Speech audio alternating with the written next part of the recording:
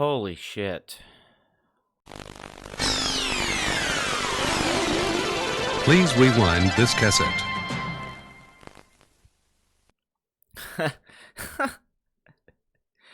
I just can't. I don't even have words. I really don't have words for this finale to this season. Everything that I thought could go wrong in the last episode that was supposed to be the redeeming one of the entire second half of the season, which has completely fallen apart. It just got even worse. I mean, I thought when I made my last video, which did much better than I was expecting it to do, by the way. I didn't think that that video would do so well. And especially it got so much negative attention. So many people were mad about the first 3 minutes. They ignored the rest of the review, the 30 minutes of the review, and just focused on the first 3 minutes. But I hate to tell you, your hate just makes me stronger. So please keep coming back and commenting and being angry and being mad. That's fine. I love it. I love it. Seriously. Feed me. But yeah, I thought that I'd be on here talking about this episode a week later and being like, you know what, at least this one was pretty good, and maybe they can fix things going into season 3, and maybe with some time and stuff like that, I'll feel differently about things. Nope. Like, it's almost like as soon as I turned it on, it was like Anthony Starr's Homelander was pointing at me and was like, "Ha, you dumb fuck. You thought things were going to get better? Don't you know how these declines work?" Because immediately things were off. Immediately things were off with this episode, with the tone of this episode, with the logic of this episode, even with the characterization and what was happening. Everything was fucking bonkers. This show has gone full bonkers, and it was always a little bonkers. Don't get me wrong. The show was always on the rails, you know, like, and it was about to go off. It was about to go over a cliff. It was always going to be insane, and that is in the heart of Garth Ennis. Preacher gets very insane. The original Boys comic goes very insane. So I'm not acting like this isn't somewhat natural for the show to get this silly. I mean, quite frankly, I was laughing at things during this episode that I don't know if they were meant to be funny or not. Maybe they were meant to be funny, so I could just be wrong. But it just felt like I was watching a shitty exploitation flick at points, or like a like just total schlock. It just became total schlock in this episode. So anyway, Becca goes to the store that Butcher and the gang are underneath, and she's like, "They took Ryan." And Billy and the boys talk to her and everything like that, and basically they're just going to kill everybody.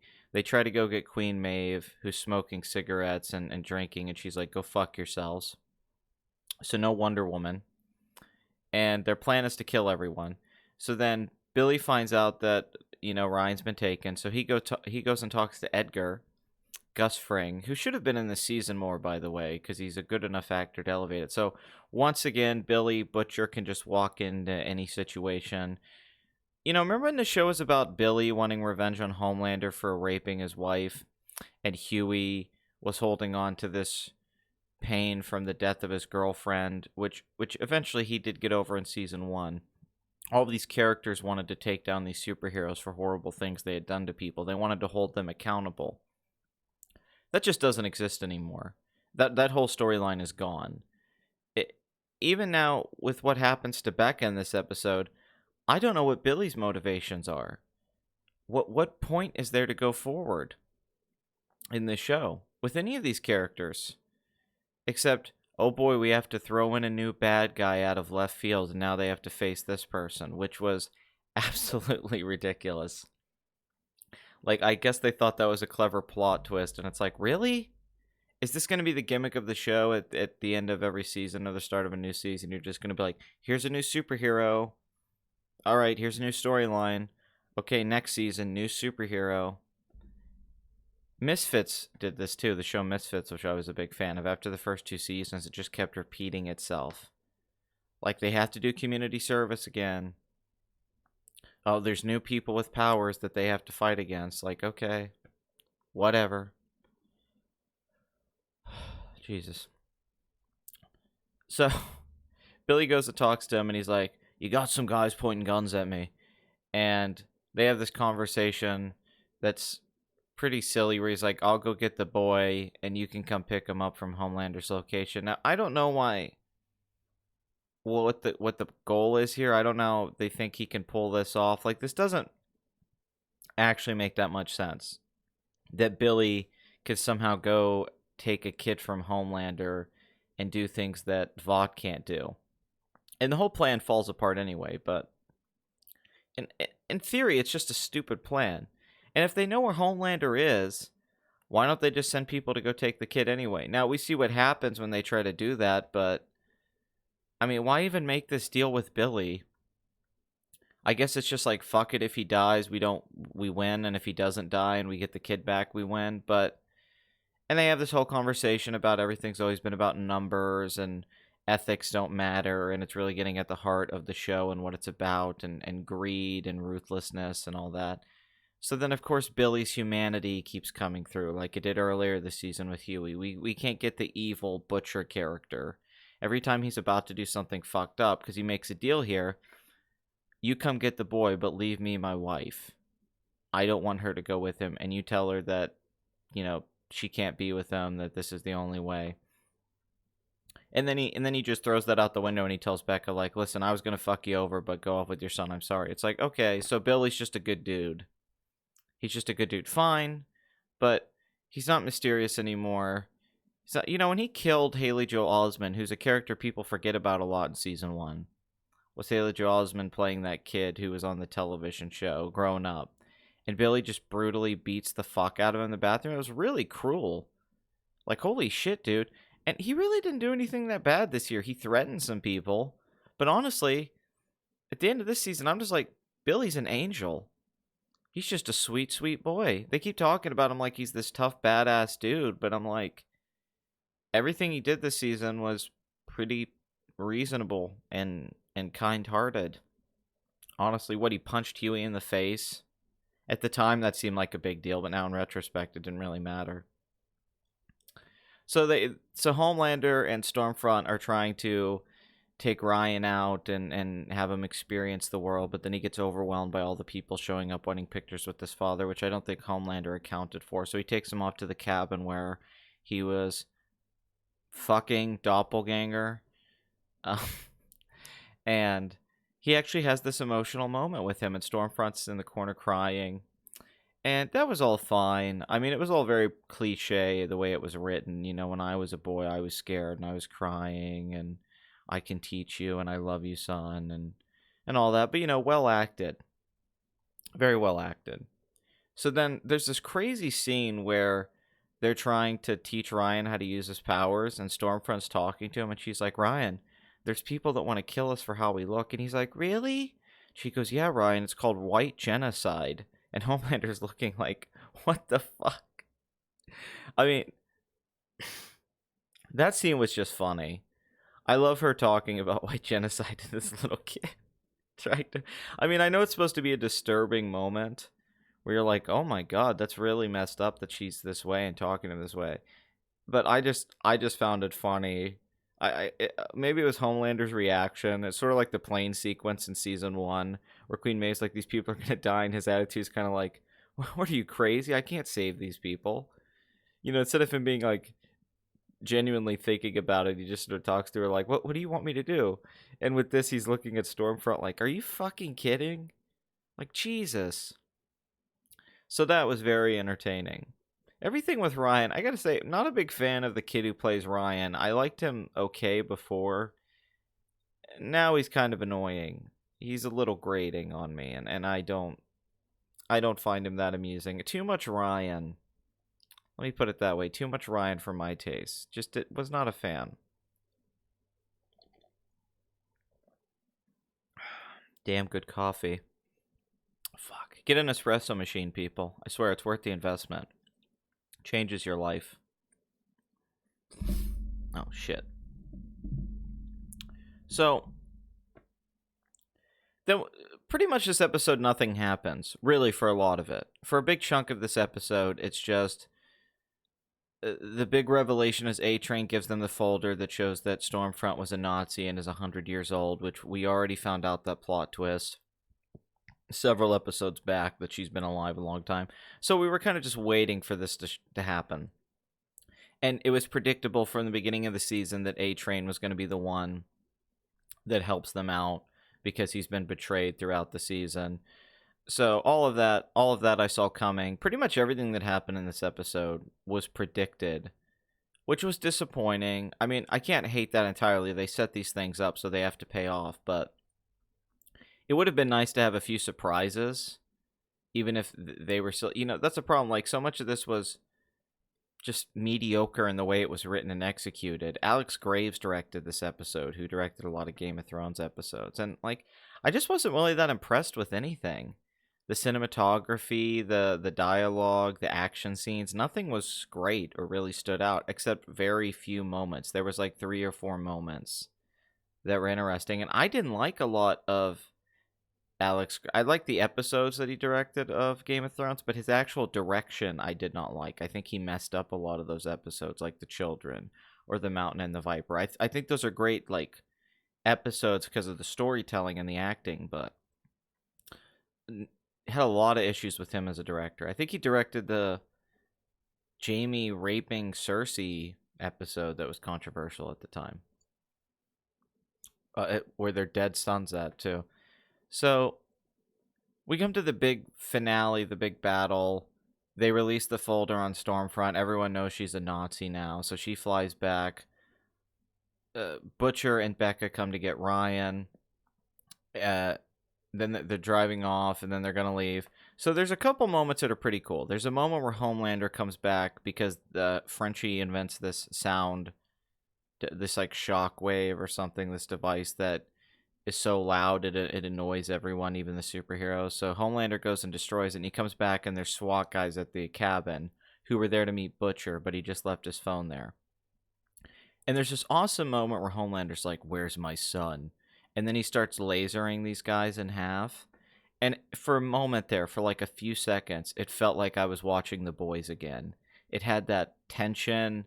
It was just sort of fucked up in the right way. And it was Homelander focused. It was him really being scary. And that was very entertaining. And I was like, God damn, I love Anthony Starr.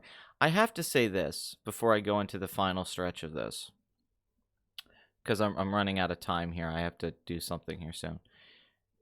Anthony Starr and Karl Urban, despite all of my issues with this season, and there's quite a few, in particular, I think episodes 4, 5, and 7 are really, really just, I don't want to say they're straight up bad, but they're not great.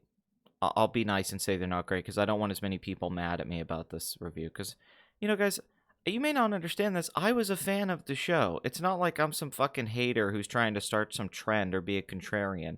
There's nothing that I would love more than to come on and do reviews for the show and talk about how great it is. I gave positive reviews to the first, 5 episodes. Go watch my live stream on the first 3 episodes this season. I gave them all good reviews. I really like episode 3. So it's not like I just flipped or something. I started to get this feeling, this sinking feeling a few episodes into the season, like, this isn't, what's wrong here? Something's off. And, now it's just there. Even though, yeah, once again, this is the highest rated score on IMDb, and everyone's saying it's a great finale and all that stuff. I'm like, oh my God, this was not a great finale by any measure. But I will say, Anthony Starr, Karl Urban elevate everything with this show. When their dialogue isn't good, although they give them better dialogue, in particular, Karl Urban gets a lot of good dialogue. When the storytelling doesn't make sense, when something's just silly, when something just doesn't work, when you're confused about something going on with the plot, when it seems contrived, they're both fantastic. And I do think this is going to be the roles they're remembered for. There's nuance to their performances. They're dealing with a lot of more morality plays and platitudes. They're both kind of guys who are similar to each other, yet at opposing ends.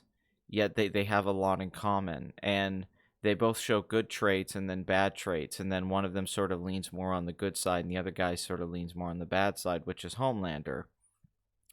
But both of them, which I said in the first season, in particular Anthony Starr, but I'll say this, I think Carl Urban's acting in this is fantastic, even with the terrible accent. I think he's so good in the emotional scenes when he's crying, just everything. He's just a fully rounded performance, and it's really great. And Anthony Starr was always fantastic as Homelander, but he's almost flawless in his portrayal as this character.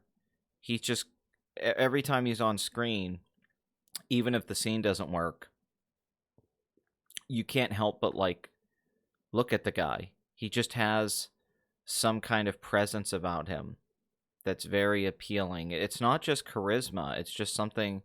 He's doing a lot of subtle things as an actor with his physical gestures and his facial expression, his eyes, even his lips and stuff like that, that are just really good, really technical things that are really worth watching.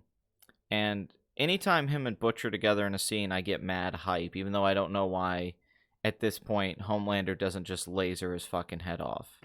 But there's part of me that thinks Homelander likes Billy a little bit and doesn't want to kill him. I don't even think it's a toying with the thing. I think he kind of respects him. I think it's sort of like the game, like he respects the game between the two of them. But I could be wrong, but that's the vibes I'm getting. So, anyway, the boys, Homelander kills these guys and he's covered in blood.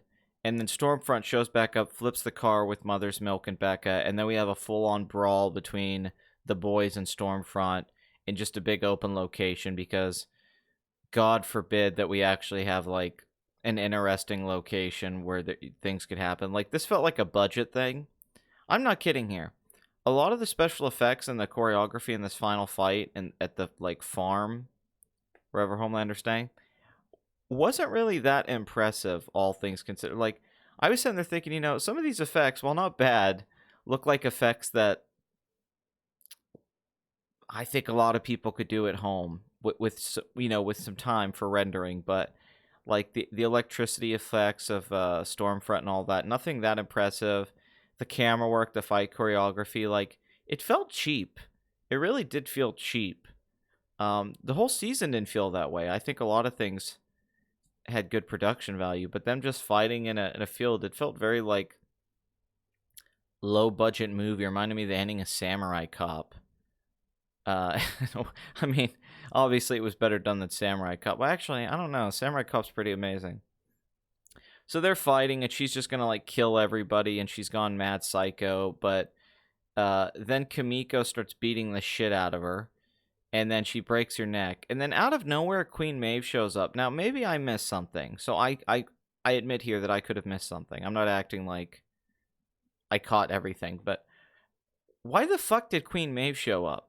Stormfront showed up at the at Vought, at the tower. Okay, that's fine. But then she left. So why did Queen Maeve know to go there to fight her with the boys? I don't really get that. Unless somebody texted her or something like that. I don't know why. Maybe I missed something. Maybe Starlight's like, I'm texting Maeve. Why did she know to go there? I get that she would know that Homelander has this secret hideaway, but why would she go there? It's like how she shows up. She shows up, and I guess maybe they were making fun of... They're clearly making fun of the sequence they shot for Dawn of the Seven, where the, you know, girls get it done, because French even says it like, girls do get it done. And they're just beating the shit out of Stormfront, which reminded me of the end of Death Proof, the Tarantino movie, where it's just these girls beating the shit out of Kurt Russell. But I don't know why Queen Maeve even showed up. Was it just to make fun of that scene from the movie? Like, oh, characters just show up in hero moments? Because Stormfront and Homelander fly out there. Queen Maeve can't fly, right? I haven't seen her fly. So, how did she get out there? Like, did she drive out there? Did she get in a jet? Like, she just shows up. Like, right in the middle of the fight, she's behind Stormfront beating the shit out of her. And it's like, what? Why did you show up here? For one thing. And how did you get there so fast? I don't... Once again, maybe I missed it, but it made no sense to me. It just felt like that was thrown in there like, hey, we need Queen Maeve to show up because Otherwise, it makes no sense that they're going to be able to beat Stormfront without her help. So then the girls are just beating the shit out of Stormfront. I guess this is supposed to be really satisfying to people who hate Stormfront. Like, yeah, kick this Nazi bitch's ass. But I felt nothing because I don't care anymore. Even if, what's her name, Aya Clarke, the actress who plays Stormfront's pretty great, she's just become a cartoon character at this point. And I don't mean that because there's good cartoon characters, obviously, but I mean this in like a generic insulting way, like G.I. Joe. So, yeah, she's just not interesting anymore. So it's like, fuck it. Who gives a shit about Stormfront? I don't give a shit if she lives or dies. I'd prefer if she died because I'd want the storyline to go back to Homelander. I want the show to get some fucking focus again. So Huey doesn't do anything in this episode except talk about his mother and Billy Joel. Fucking Billy Joel this whole goddamn season, man. Mother's Milk doesn't really do anything. Frenchie makes something that doesn't end up needing to be used. They use this one thing, but this other thing gets blown up by Stormfront. Pretty much the boys don't do very much this episode was more focused on like Butcher, Becca, Stormfront, Homelander. Like, and some of the stuff with the church and the Deep, which they were going to let the Deep back in and they couldn't let A-Train back in. But at the end of the episode, they flip it where it's like, no, they have to cover up this Nazi thing. So A-Train's back in and the Deep gets fucked over. So I guess this running gag continues where the Deep just gets screwed over. It was really funny in season 1. By the time this ends, it's almost like you've played this joke too much. The Aquaman gets fucked over all the time. It's not that I need to see good things happen for the Deep, but at this point, it's just not as funny as it was. It's like, okay, the Deep's lame and everything goes bad for him all the time. Fine. Like, instead of exploring this plot line with him being in this cult and it keep evolving, he's just kicked out again and on his own again and everybody hates him. Okay. I mean, how many times are you going to play that card?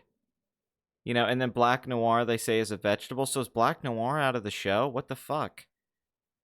Like, god damn it. Like, don't waste Black Noir.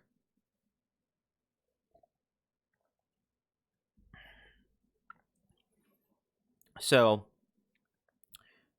Billy and Becca run off with Ryan. Stormfront's getting her ass kicked, but she flies away. And all the girls look at each other like, yeah, we did it.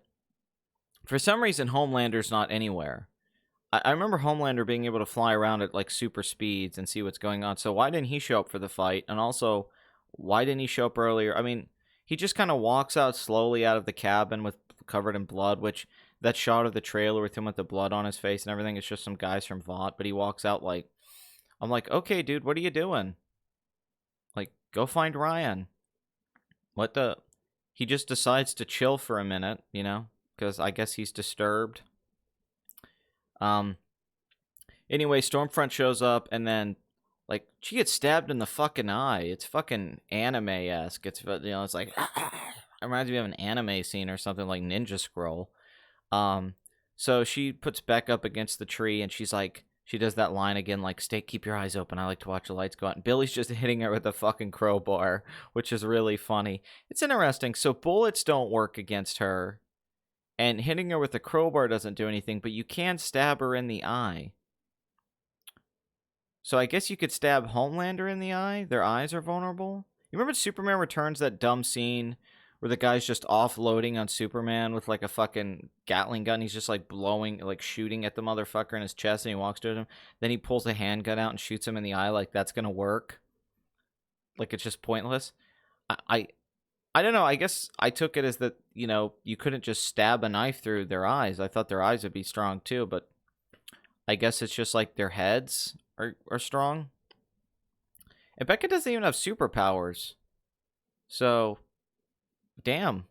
Who knew? Although in this show it seems like every other person has superpowers, so maybe I should change my mind on that. So then Ryan in a very, you know what's going to happen. Ryan goes all laser eye and Billy wakes up like, what the fuck?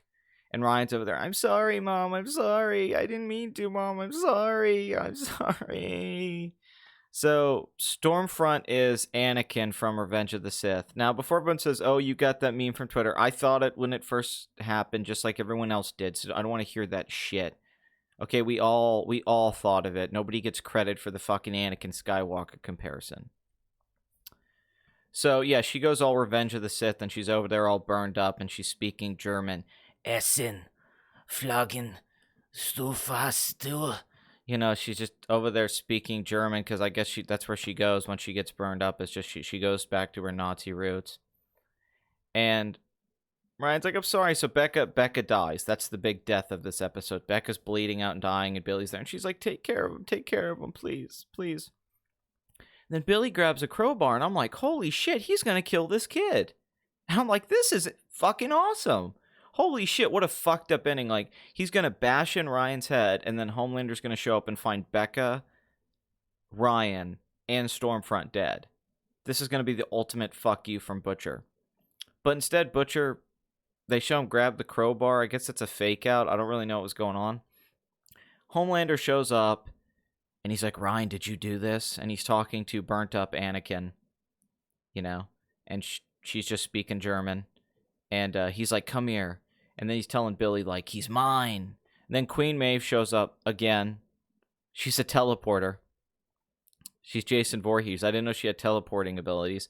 And she shows him the airplane footage, and she's like, I'm going to leak this. And he goes, if you do that, I'll kill everyone. Which I'm like, fuck yes. Can we get this Homelander, supervillain Homelander who kills everyone? And she's like, no one will ever love you again. And then he like starts hearing crowd sounds, and he's like, fuck, I can't have that.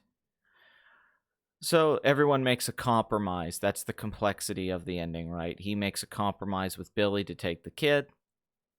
He leaves Starlight alone. She's reinstated in the 7, and everything's wiped clean. Billy and the boys are no longer being hunted, even though that didn't affect them at all.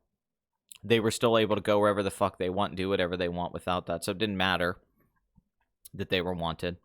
That had no impact on the season, by the way, at all. So then Billy's talking to the kid. He gives him the necklace. It's like The Exorcist. And then Ryan leaves, and it's kind of got this X-Files, Sixth Sense sort of vibe. It felt, I don't know, it's hard to explain. It kind of had this like, it felt more science fiction-esque, like we're gonna, or Stephen King maybe, like we're gonna take this kid away, and what's gonna happen with this kid we don't know. And she tells Billy like they're gonna start a special group in the White House to keep an eye on Soups if you're interested. And he puts sunglasses on, and it's like, yeah, And then God Only Knows, which is a song that's been played way too much in movies and television shows ever since Boogie Nights. And it shows Mother's Milk reunited, and then Frenchie and Kamiko are going to go dancing, which, by the way, I want to see Frenchie dancing and being a DJ. Can we please see the Frenchie raves? It's like, goddamn, I love Frenchie. More Frenchie. And then Homelander's talking to everyone, and he's all psycho, like, we are your heroes, I apologize to Starlight. And then we get the big plot twist, which is AOC was the one that was blowing up people's heads. Now, either she's been a superhero for a long time, or she's taken Compound V in order to gain traction politically, and she plans to take down Vought. Or she's somehow working with Vought. I'm not really quite sure. This did feel like out of left field. Like, I know a lot of people are going to be like, yeah, that's a good plot twist. It's that kind of plot twist, though, where it's a good plot twist because there was nothing really set up that well, or it doesn't actually make a lot of sense when you think about it, that she just is the superhero and she's been doing these things. Like, it's good in the sense that, like, yeah, hey, it's random. It's random, so it's a plot twist. It's not really like an earned plot twist, but yeah, she blows up Fresca guy's head at the end. He's got his feet up. So I guess we're done with the church plot line because A-Train's back in the 7 and the Deep is kicked out. So that went nowhere. That whole church, the collective storyline, that went nowhere because what are they going to do with that now? The main guy's dead and the characters that rented are out of it. So they were really just there to get A-Train back in the 7. That's the whole storyline. We had to watch a whole fucking storyline with this church, and that's where it ended up. Cool. Glad I spent time on that. So then Huey goes to work for AOC at the end. In this very ominous scene where she's like, when can you start? And she shuts the door, and then Billy Joel starts playing, and the camera pulls out. So it's like, it kind of gives you this scary vibe, like, oh, she's about to kill Huey. So I guess season 3 is that Huey's going to be working on a political campaign for this chick who's actually a bad guy. She's going to try and become president, and I guess take Vought down, which generally it's kind of hard to see her as a bad guy, really. I mean, it's confusing because she's killing people that are evil that she can't, but then she's also killing people that could testify against Vought. So I guess she really doesn't want to take Vought down. So does she work for Vought? Is that the plot twist? Is that she's actually working for Vought this whole time to get to the White House, but secretly, so that Vought can have political sway? But only Edgar knows about it. Is that kind of where they're going? Maybe I didn't piece it together, but that could somewhat make sense to me. And she's just pretending to be against them, but really she's working with them. Sorry, my voice is getting messed up from the coffee. So maybe she's actually working with them, and then we'll get to a season where she's in the White House, and then this all ties to Homelander. Because in the comics, there's a point where the Homelander's at the White House, so maybe I could see him killing her in season 3 and then taking over as president. And he just runs the country, and then we go into season 4, and it's crazy. I don't know. They could go all sorts of places, but it's a reset. Now the boys aren't wanted. Billy's not trying to kill Homelander anymore. Becca's out of the storyline. Ryan's out of the storyline. Huey and Starlight are together, but neither one of them are under any kind of threat. So pretty much the first season storyline is wrapped up. There's nowhere to continue with it. It's done. So this was almost like this whole season just felt like an epilogue to season 1. So hopefully now that they got this wrapped up, they got dragged out, and they clearly didn't have enough material for it. Hopefully we can go into season 3 and they can come up with a new storyline that actually has the potential to, be compelling for a couple of seasons, instead of just dragging out one storyline that stayed past its welcome really after 10 episodes. And then, of course, we get Homelander jerking off, which I think this scene's in the comic at some point. It feels very much of the comic. He's whacking off on top of a building saying, I could do whatever the fuck I want. And he's got his laser eyes, which is just... I mean, I enjoyed it. It was funny, but it was cringe. It was absolutely fucking ridiculous. I mean, I enjoyed it in that sense. But that's what I'm talking about, the show going bonkers. There was a beautiful shot at the end of season 1 where Homelander's just holding Ryan's face, and the song comes in and the camera backs away. It almost feels David Lynch-esque. And Billy's watching, and it's so fucked up. Like, hey, your wife's alive, and she had my kid. And then just the way this season ends with Homelander just whacking off. It's like, man, we've gone a long way from, like, that subtlety in that previous ending and this tense moment where it's Billy and Elizabeth Shue and Homelander at her house, and tension and dialogue and drama and all that stuff, and then where we are now, and Homelander's just whacking off and screaming. I mean, it's insanity. So in that sense, I sort of enjoyed it. It's just a batshit crazy finale where it was fucking insane, with all these crazy silly moments. Everything with Stormfront was ridiculous. A lot of it was just, just lazy. Just like, okay, we have to wrap this up, so let's have them all meet at the fucking cabin that we set up earlier in the season, and then everyone will meet up and kill Stormfront. And then Butcher can take Ryan, and we got to kill off Becca so we can wrap the storyline up. We got to get Ryan out of here because we don't know what the fuck to do with this. It creates too many issues. Clearly, the writers hit these blocks where they're like, shit, we don't know how to write this to make any sense, so we just got to fucking start eliminating this shit. Okay, they don't kill off any of the main characters outside of Becca, really, because Stormfront came in the season. They don't kill off, like, a Mother's Milk of Frenchie, Huey, any of that. Butcher's just a good guy now. I kind of like the idea of Butcher with the kid, but then the kid leaves. I was kind of like, oh, this is interesting. Butcher's going to raise Ryan, and the irony of this is he's going to make Ryan bad the way that they were scared Homelander was going to make Ryan bad, and he's going to use Ryan to try and kill other superheroes, but that doesn't happen either. So ultimately, a lot of it just felt pointless. We actually end up nowhere. We're on a road to nowhere. But really, we actually end up nowhere. Nobody ends up with any progress. We kind of just go back to where we were at the beginning of the season. In a lot of ways. It's the 7. with A-Train and Starlight. The boys go back to their lives, and I mean, when I think about it, we made such little progress this season. But it was just such an anticlimactic finale. The last season finale was a little bit too until the very end at the house. But yeah, all the build-up, all the hype, everybody's watching this show, and this is what we got in the last episode, was just a very, by the numbers sort of finale, and not a lot of major, and just the pacing of it was just kind of slow. I mean, there was some tension. I got a little tense when they were all going to meet, but yeah, just that everything was so conveniently wrapped up that they all just meet near this cabin, and then Queen Maeve shows up, and then at the end, everybody makes deals. Vought makes deals. Everyone in the show just makes deals, and everything's okay now. We can all just go back to normal, and there's no lingering effects. Billy seems to get over the death of Becca pretty quickly. That one surprised me. It's like, wouldn't he just go full crazy? I mean, that was his whole motivation. What the fuck is this? He's just cool, like, well, she's dead, whatever. At least I got to bang her one last time. What? That's the thing. I don't feel any lingering effects at the end of this season. There feels like there's no consequences or cause and effect here.